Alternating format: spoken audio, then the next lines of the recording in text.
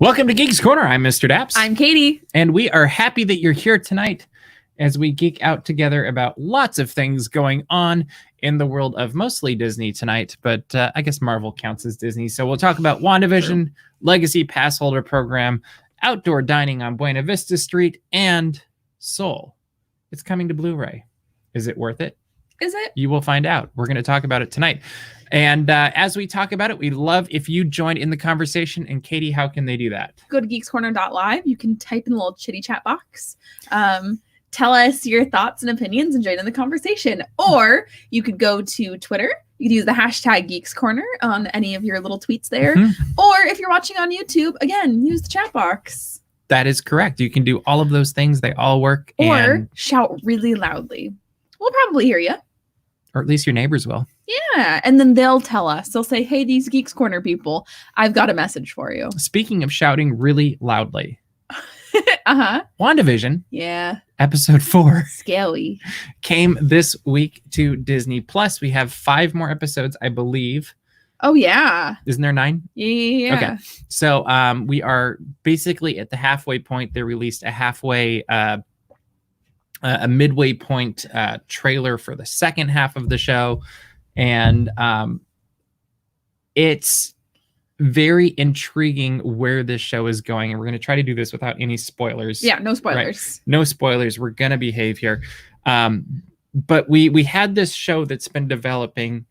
And at the first part of it felt very like parody. Like it's just like, oh, this is, in fact, Doug did this fantastic article of like, hey, this is what sitcom they pulled this scene from, or this episode, or this house, and all this stuff, and you can check it out, and it's really enjoyable to read. But then things changed for episode 4. Like everything you thought you knew just got thrown out the window, and I think that might be where we continue to move forward. Like, I don't know. I think it's going to alternate back and forth. Okay. Mainly because we know that there are more theme songs for the sitcoms written. Yes. So I don't think it's going to go full just Marvel Cinematic Universe things. I know most likely we're going to see like back and forth, but we're going to see how those interact. I don't think there's going to be a single episode of just like hee super fun times anymore. It's just going to be convoluted and drive you crazy. Is that what you're saying? Yeah, but which we knew this was coming at some point because that's what this is all about. It went from 0 to 100 really quick though. Like the opening of this week's episode has really big tie-ins to the Marvel Cinematic Universe. And I was immediately like, oh my gosh, there's already a lot happening. Okay. And I actually feel like I need to rewatch it. I agree. And I actually need to rewatch the episodes before it to get to this, because then I feel like I might catch more in the first that have been unpackaged a little bit by the 4th. Yeah. It's like, and I'm also not going to do spoilers on this. It's very similar to when you watch the first season of The Good Place and then you get to the finale and you feel like you need to rewatch all of season 1 of The Good Place. You see things in a different light. Okay. So I'm fascinated by it. I really love the implications of the greater Marvel Cinematic Universe. What I'm most excited about, what I think is hilarious, hello, buddy pal. What I think is so funny is that apparently Elizabeth Olsen said that she's very excited for a major player in the Marvel Cinematic Universe to show up in WandaVision. But that could mean anything. It could mean anything. But the fans, after another Disney Plus original series that just had a major character from the films show up, now everybody's like, oh my God, Luke Skywalker is going to show up in WandaVision. That would be funny. But it brings up a good question. Is like, if you could choose anybody, like this doesn't have to be necessarily realistic, but anybody from the MCU to show up in WandaVision, who would you want to see? And who's your real answer and who would be the funny answer for you? Because my funny answer would be probably Peter Parker, because he would just be like, what's going on? Like he would just be freaking out the whole time. I completely agree with Bailey. My first choice would be Coulson. I would probably cry. Like that would make me the happiest ever if he just shows up out of nowhere. It's possible. And yeah, like I'm not going to say how it would happen in my... I think Clocky is right that Doctor Strange does make a lot of sense. My real answer is Carol Danvers. Okay. I think that also makes sense. And they have to fight. No. Okay. Well, so one, because Howard the Duck. that'd be good. One, Wanda Maximoff and Carol Danvers are the two most powerful Avengers, pretty much. So we think. As far as we know, as far as we've seen in the MCU. Yep. Two, Carol Danvers actually has ties to what's going on in WandaVision. I mean, it does make sense. I would just love to see her, mainly just because I love Brie Larson a lot. And I think that it would be really cool to see more of Captain Marvel. My joke answer, I don't know. I'm trying to think through all the Marvel movies at once. He's doing more card tricks. I feel like Ant-Man and Peter Parker are kind of in that same vein of like the whimsical, kind of goofy a little bit, and they would just, I don't know, it'd be ridiculous, like, because they just wouldn't fit. Like, they don't. Why fit, am I in a sitcom? You know what it is? It's they don't fit in the worlds that they're currently in. Yeah. So you put them into a sitcom from the 70s or the 80s, and it would just get even weirder, which could be brilliant. That's good. I like that. Real answer Hulk. Funny answer Shuri. That would be good. Amazing. Also, yeah. Drax. I like that idea though, because he doesn't do metaphor and he doesn't do nuance. And what would they turn him into? Because like Drax in the 1950s, like he'd probably be in a suit and like maybe he'd be I'm forgetting his name from, is it Dr. No with the hat, and he throws the hat, like that would be pretty funny. Is it Odd Job? Is that the name? Somebody will tell me if I'm right or wrong. There's so many good options, but yeah, that's but the bad options are so much more fun. I know. Yeah. I also like the ones where it's like, why on earth would they show up? I think one of the things that Thor is great also, Josh. One of the things that I think has been interesting watching this show develop too is there's been a lot of discussion on, like, is this show boring? Is it exciting? Like, what do you think's going on with it? And what do you think about the people that have said this is a boring show and they just wish they get on with it? I think they're impatient. My biggest thing. It's very funny to me that it's Marvel, and you know what? I don't even care if I make people upset with this. It's a lot of Marvel people that are upset and they're like, oh, it's too slow. Y'all waited 22 movies for a big payoff. And between Infinity War and Endgame, you waited a year. Like, I'm sorry, the Marvel Cinematic Universe was 10 years in the making, and it was incredible. And not every movie in the Marvel Cinematic Universe is wonderful. Looking at you, Thor. I actually just think, I like Thor. I actually think it comes down to, it's a completely different pace and way of storytelling, and they just don't get it. And I will admit, the first episode, I was like, oh, that's fun. But I wasn't like invested in it, I guess I could say. Like, I enjoyed it. In fact, I've enjoyed every episode, but it wasn't until like episode 3 and 4 where things were developing more, where I was saying like, oh, I'm getting invested in this. And I actually like that. And as I'm thinking back, like what they're trying to do with this is how many shows that we absolutely love, whether it's West Wing, The Office, you pick it, generally the beginning, every Star Trek series ever, the first season, or at least half of the first season, is usually terrible. Like they haven't figured it out. And really it's kind of amazing what Marvel has done with this is we're 4 episodes in and they're already firing on all cylinders.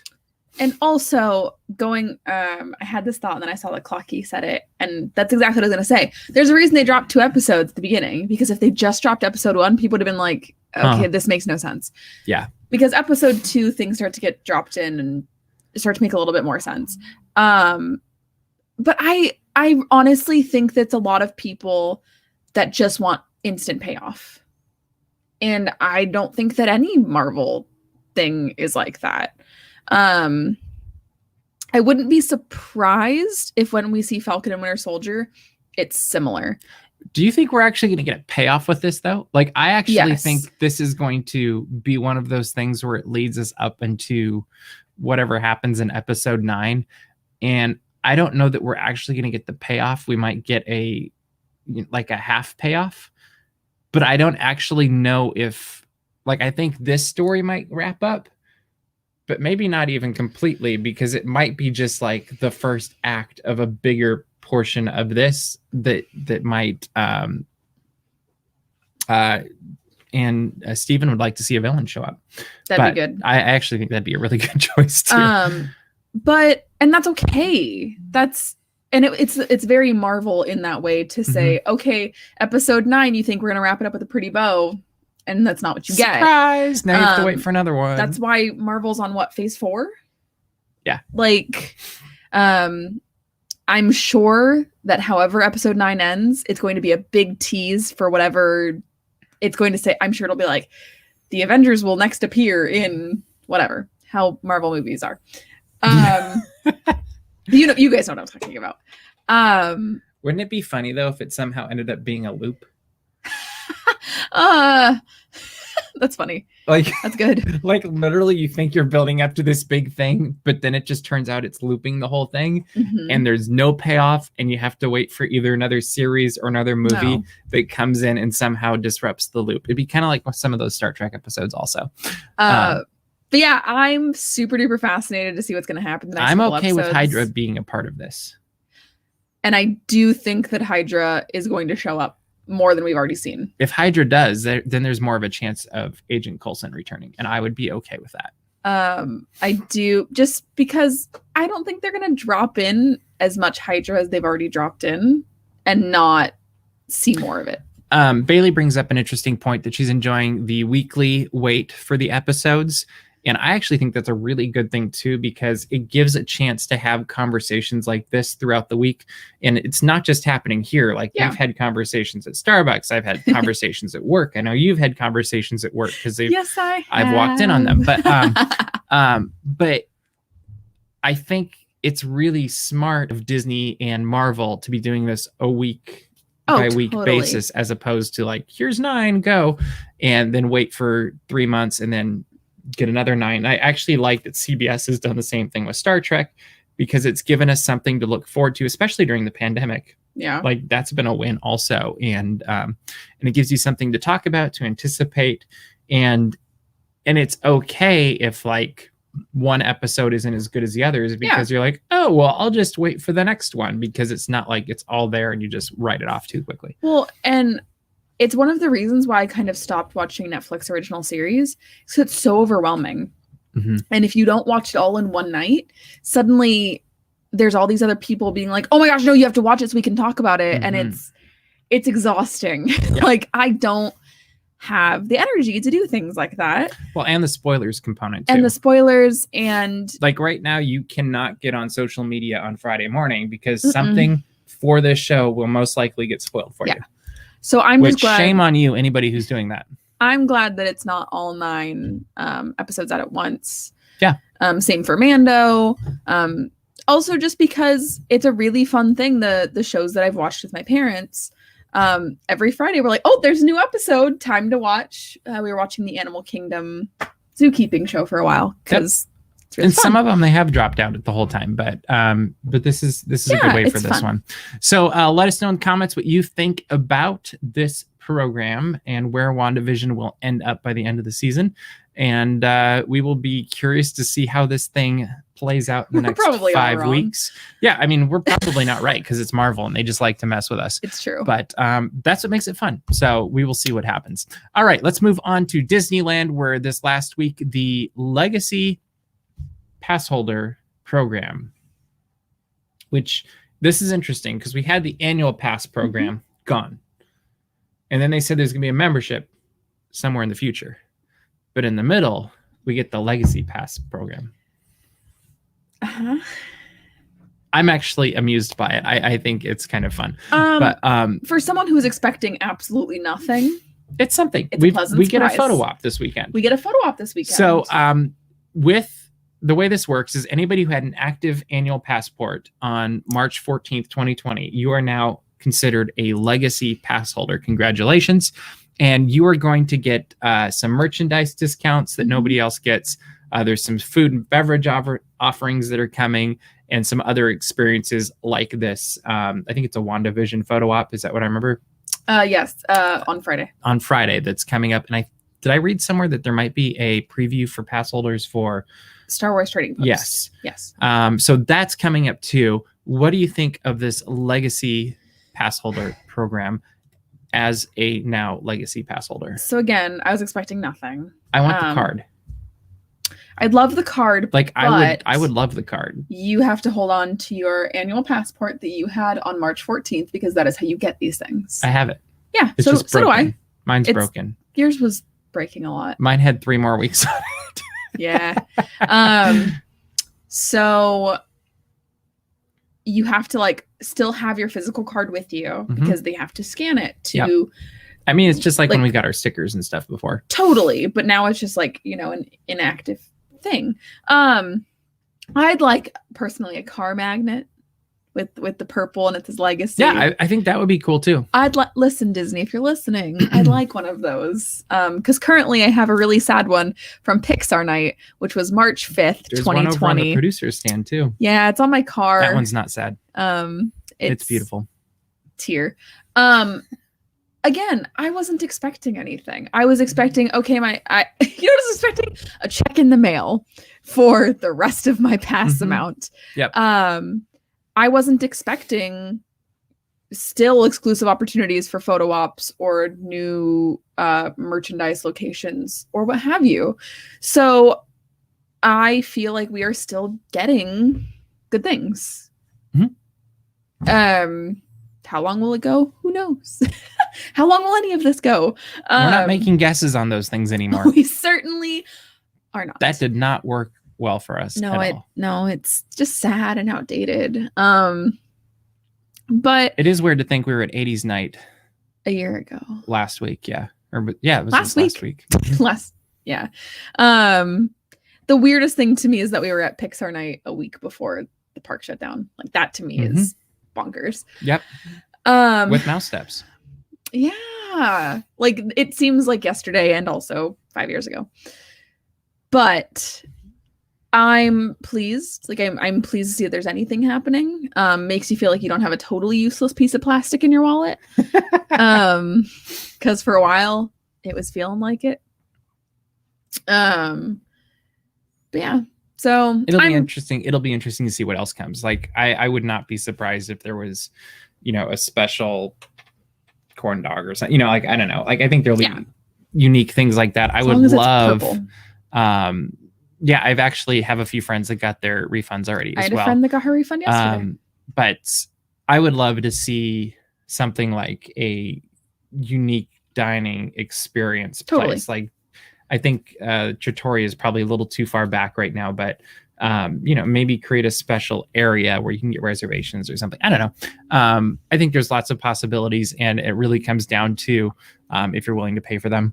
But which it's a business. Like at the end of the day, like I get the disappointment, and I think we all share that sense of loss. And I would be curious in the chat, like how long each person that is an annual pass holder, how long they had their annual pass.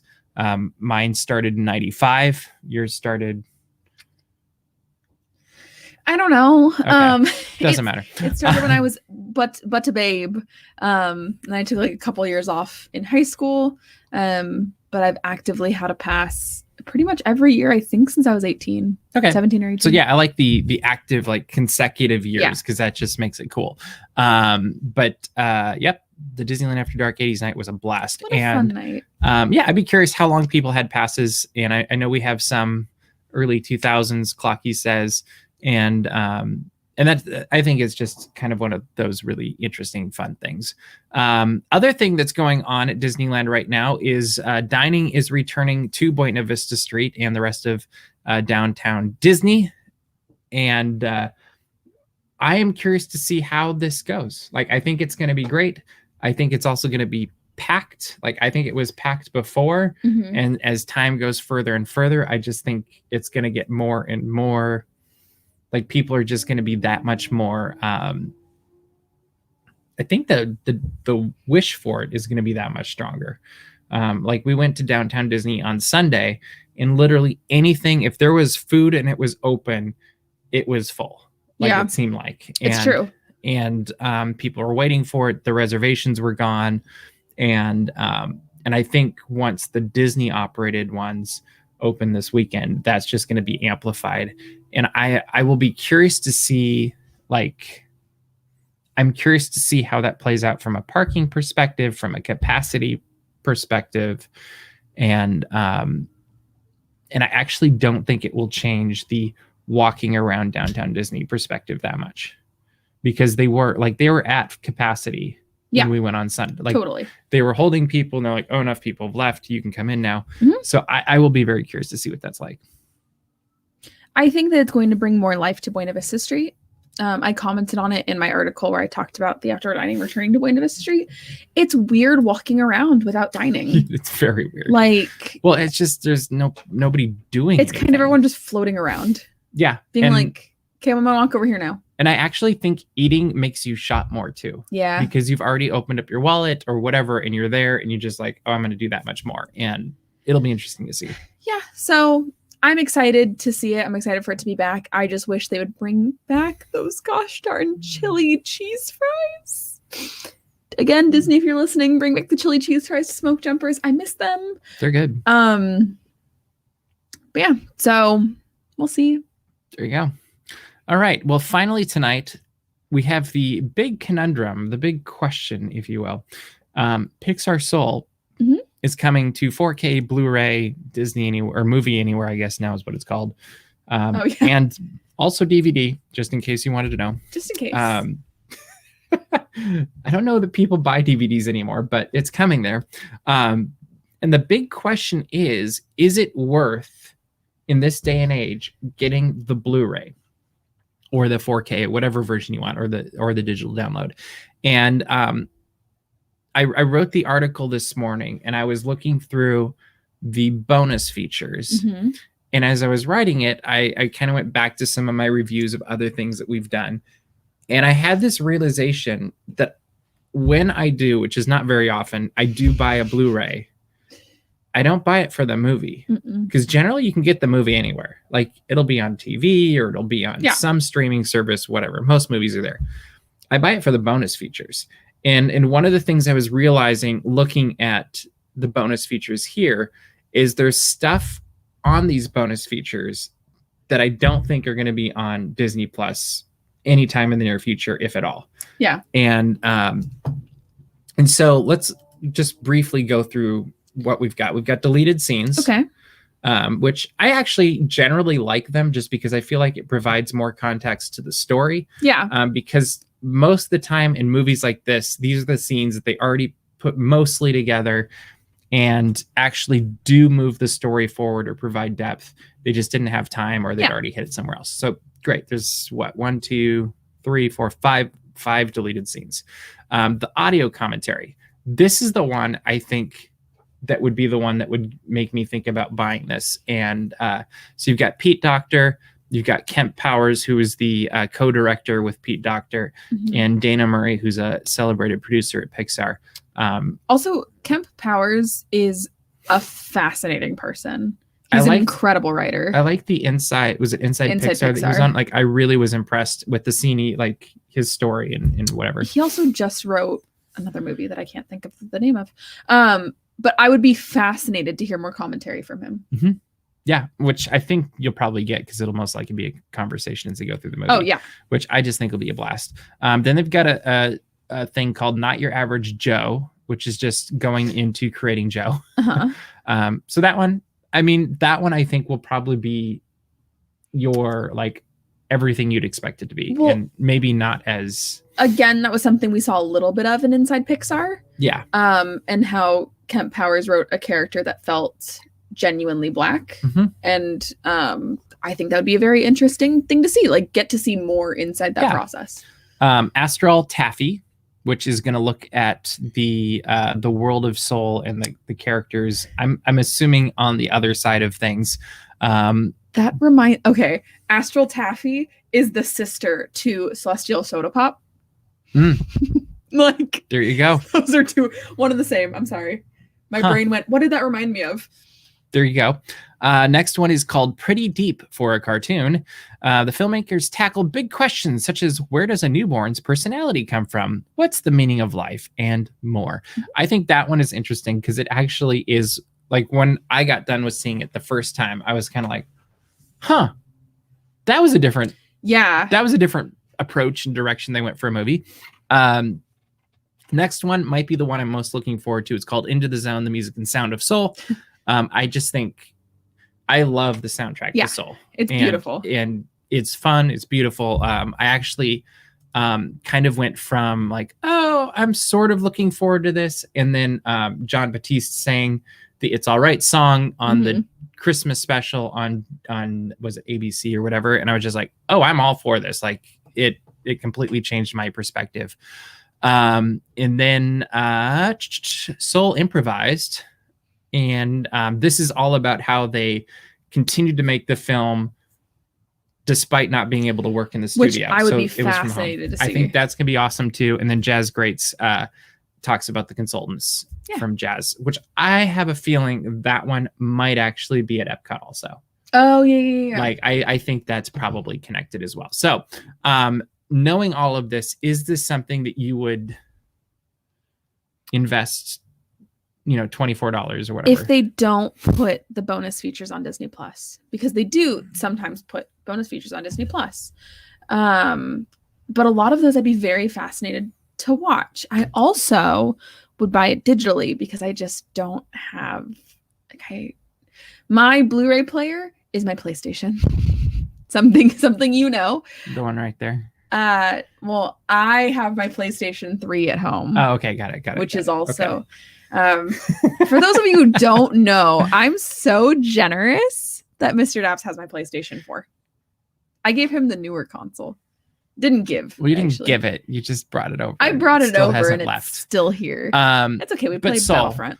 Roger, you do need to see Soul. Just take the time to see it. Yeah, I agree. Digital copies kind of make me worried. I always like getting the Blu-ray and then using the code so I have both. Yeah. So if you could see where I'm at, there's a shelf directly across the studio from me, and it's probably got a couple hundred, if not more. I've had to organize it a few times. Blu-rays and DVDs and all of that stuff. But I actually I will definitely put it in my review because I think I'm going to get the Blu-ray for this. Yeah. I am very intrigued in this new era of Disney Plus. Is it worth then going out and getting the Blu-ray with all the bonus features after it's already been released? I think so. And I know that the vault technically doesn't exist anymore, but say for some reason something gets taken off Disney Plus, or say for some reason you don't have internet connection, or it was a big thing when I was a kid that we had the DVD player in the car. Do they still do that? I don't think so. Bailey's saying the last physical copy of movies she had was the Steelbook edition of Coco. There will be a Steelbook edition at Best Buy for Soul. Nice. Yeah, I think there are very good reasons to still have physical media. And I think that the best reason to buy this would be for the bonus features. And I think Mike has a good point too, is you never know what they're going to take or put back or whatever on Disney Plus for rights or whatever the reason is. Exactly. And it'll be interesting to see how that plays out as time goes by. And will they create a vault so that they can rotate things in and out? They're not having a vault, but maybe they're just disappear for 6 months and you're like, oh man. It'll be pumpkin spice or something where they're like, oh, gotta keep it seasonal. Yeah, I don't know. And maybe they won't. I don't know. Yeah. Boatniks, definitely. Follow Me Boy. Follow Me Boys. Follow Me Boys needs to go on to Disney Plus, as does the Boatniks. I do have both of those. Yes, but it's important. You have to have your favorite. Boatniks is quite the movie, though. Boatniks really is quite the movie. It has a good soundtrack. I've not been able to find the soundtrack. I should stay awake and watch it sometime. You should. Jenny did.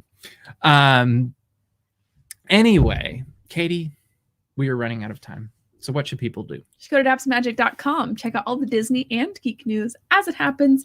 Subscribe to our mailing list and find our Patreon.